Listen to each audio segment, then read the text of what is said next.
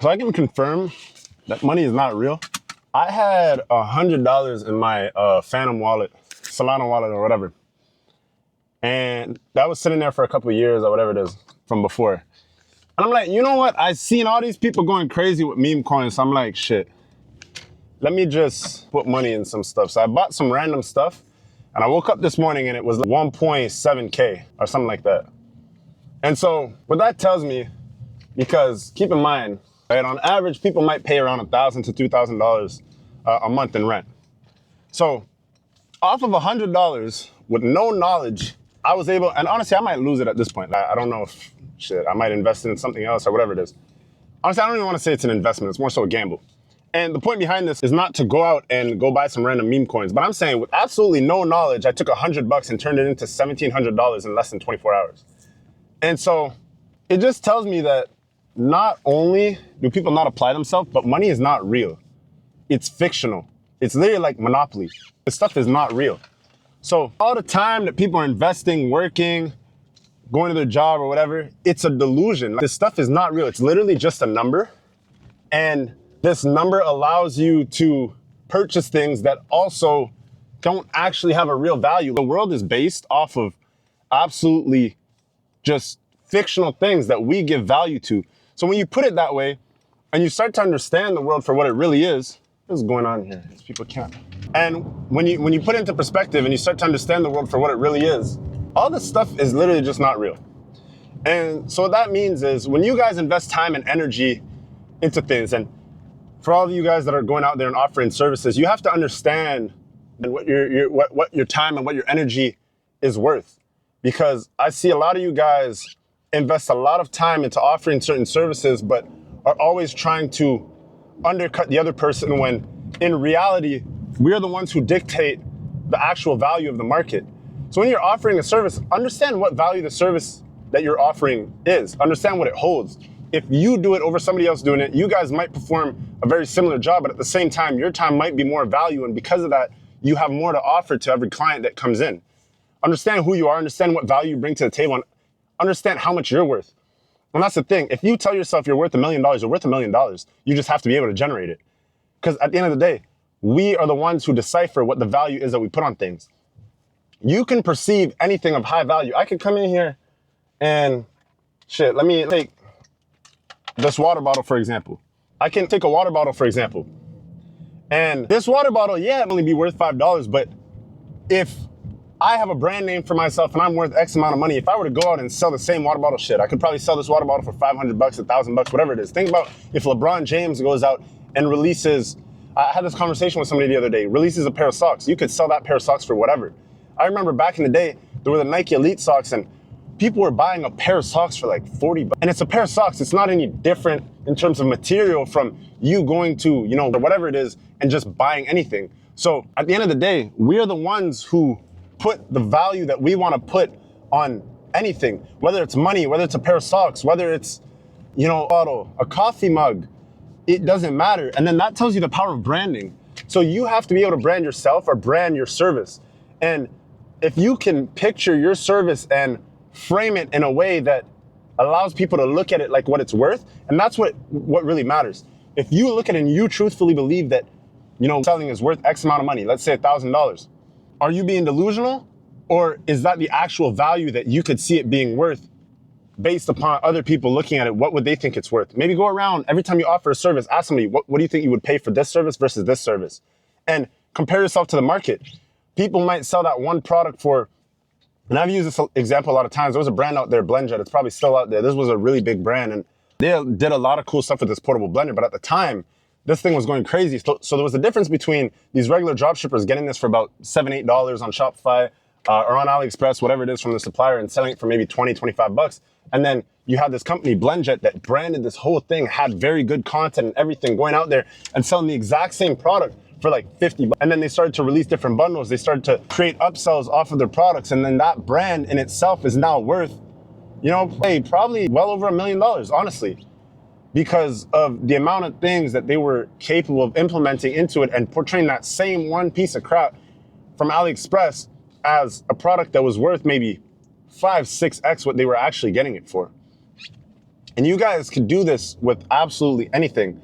So when I come back to the base of this video and understanding why I'm saying money is not real is it's a fictional thing. And when people say time is money, I like to say energy is money, because we always talk about return on investment. For me, investment is energy as opposed to time. Energy, in my opinion, is much more valuable than time. It might take less time to perform something, but a lot more energy and a lot more brain power to put into it, to the point where you're gonna feel a lot more exhausted than somebody that maybe put in 10, 12 hours. The energy that you're investing into something, the mental hardship, the stress that you're taking on when you're investing into something is what you wanna see the return on. The time isn't, in my opinion, necessarily all that valuable. Now, I do understand that time can't go back, but based upon the amount of energy that you invest into something, that could also dictate the amount of time that it takes you to do it. So that being said, when you're gonna go out there and do something, you might invest 10, 12 hours into something, but it's not valuable work. And because it's not valuable work, you don't necessarily see any of that return on your time. But the amount of energy that you invest into something that's a lot more valuable, and energy and time, in my opinion, could probably go hand in hand. Yeah, it can go hand in hand. So that's something that's debatable, which I probably want to talk about on the live stream. But what I found being a lot more exhausting was the energy that I was letting out to stuff. Because in order for me to have the energy to do something, shit, I have to eat, I have to sleep and all that. So I'm like, damn, I invest a lot of energy into things. That's what I want to see the return on. Like, I've invested to video games and, and obviously there's no return on that. So it's a matter of where you see yourself being able to invest energy, and energy into valuable work. People don't understand the difference between regular work and valuable work. Oftentimes, now, not to bash on any 9-to-5 jobs or anything, somebody has to go out and do these things, but that's just not my style, personally. Honestly, depending on what the job is, if you're working a professional career, you guys know the spiel, okay? So don't take offense to it. But point being is, some of you guys might be sitting out there just sending out emails all day. And in my opinion, that's not necessarily valuable work. You could go and get almost anybody to do this work, maybe 15, 16, 17 years old. It's not necessarily something that's valuable that you're gonna see a high return on. It's more so somebody just paying you for your time, but the energy that you're investing into it is very little. So there's not much of a return there. Valuable work, especially in the business field, is working on the things that will generate you income. So, for example, I've seen a lot of people spend a whole bunch of time building out their website and focusing on the copyright and making sure the pictures and everything were all in place to convert, but those aren't necessarily the things that are gonna generate conversions for you. Those are the things that are gonna help you optimize. So understand the difference between work that generates income and work that helps you scale and optimize. So that being said, the difference is this. The marketing and the money that you invest into your marketing, or the time and energy you invest into your marketing, is what's gonna result in people coming back to your page and buying your product. So that's what the valuable work is. Figure out how to market.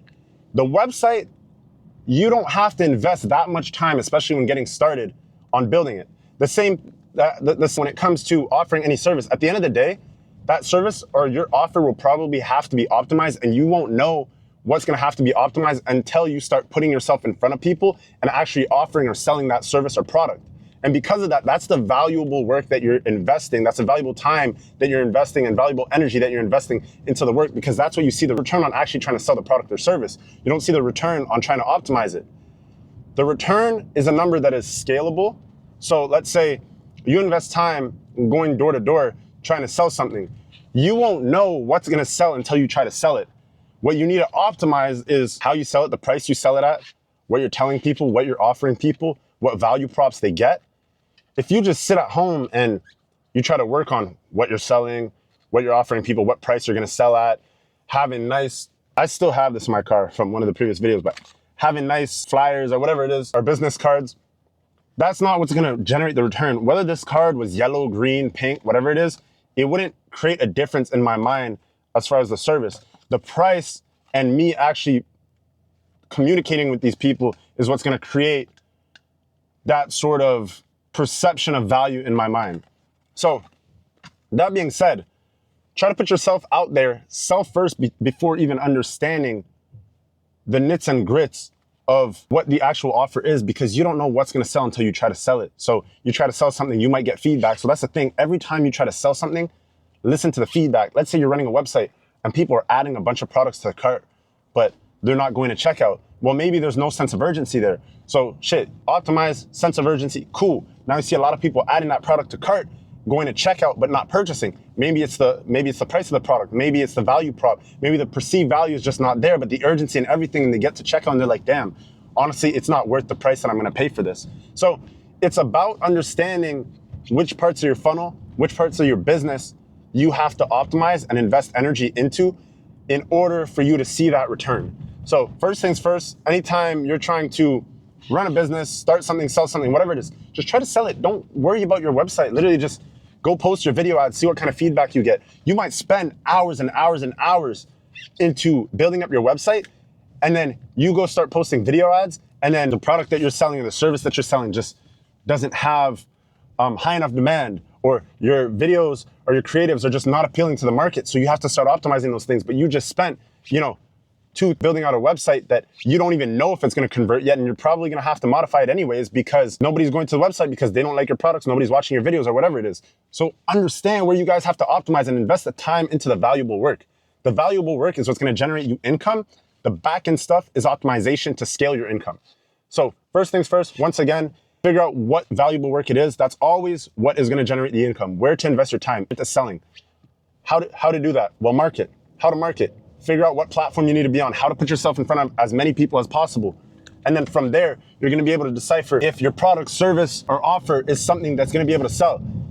If it's not selling, listen to your feedback, figure out why it's not selling. Shit, the price might be too high, the offer's bad, nobody likes the service, you just are garbage at it, I don't know.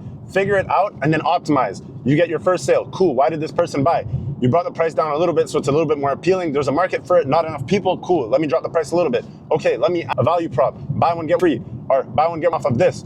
Cross-sell it, upsell with a free product, whatever it is. And those are the things that are gonna optimize. Oh, my website's not that appealing, so people might think it's a scam. Cool, all right, let me optimize here, tweak this, cool.